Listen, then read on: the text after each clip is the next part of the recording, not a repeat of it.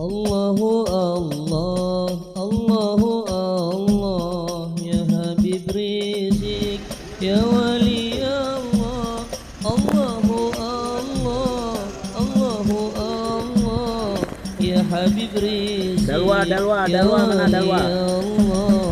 Dalwa الله الله يا حبيب رزق يا ولي الله الله الله الله الله Mari temanilah alumni Dalwa TV kita. Wahai guruku, wahai imamku, coba dengarkan isi hati. Assalamualaikum warahmatullahi wabarakatuh. Kepada kawan-kawan FSI Aceh seluruhnya, baik DPD atau semua DPD-nya, terus berjuang selesaikan hal-hal yang bersifat administratif agar SKJ bisa segera diterbitkan, dan yang terpenting terus istiqamah, jalin komunikasi, jalin silaturahmi, jadilah laskar Ahlus Sunnah wal Jamaah. Amin amin insyaallah. Assalamualaikum warahmatullahi wabarakatuh.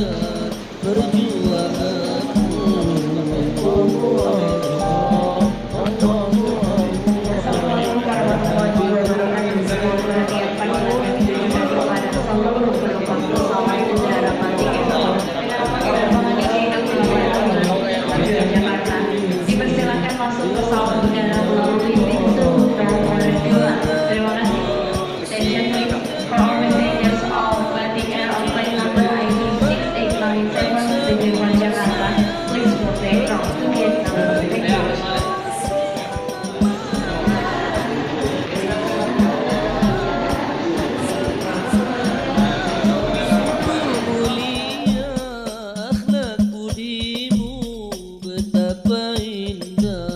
Cara dakwamu sungguh mulia, akhlak budimu betapa indah. Cara dakwamu, Allah Allah Allah ya Habib Rizik ya Wali Allah Allah Allah Allah Allah ya Habib Rizik ya Wali Allah. Betapa rindu hatiku ingin bertemu, wahai imamku. Betapa rindu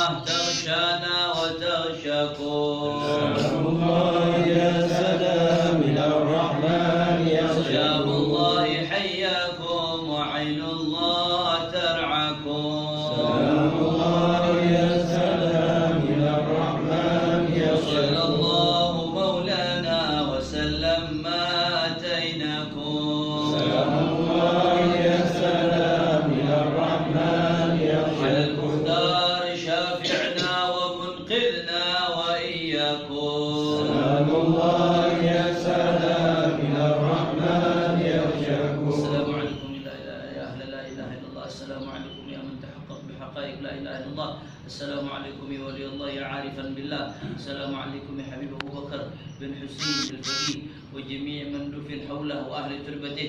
جئنا إليكم راغبين فيما عندكم ونحن إن شاء الله بكم لاحقون. فاتحة إلى حضرة النبي محمد صلى الله عليه وسلم، ثم إلى جميع الصحابة والصحابة والتابعين وتابع التابعين لهم بإحسان إلى يوم الدين، خصوصا منهم سيدنا المهاجر اللهم بن سيد الأعظم من قدم محمد بن علي بعلي رسولهما وظهورهما وجميع من انتسب إليهما، خصوصا منهم سيدنا الإمام مهاجر اللهم بن عيسى وسيد الأعظم موسى رسوله والغريب، ثم إلى من اجتمعنا هنا بسبب من أجله.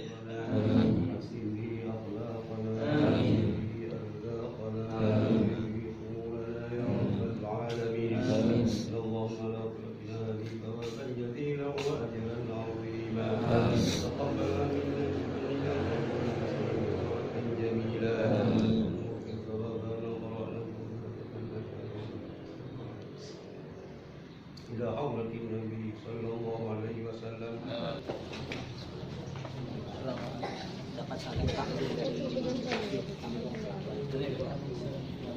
Allahumma shalli ala sayyidina Muhammad.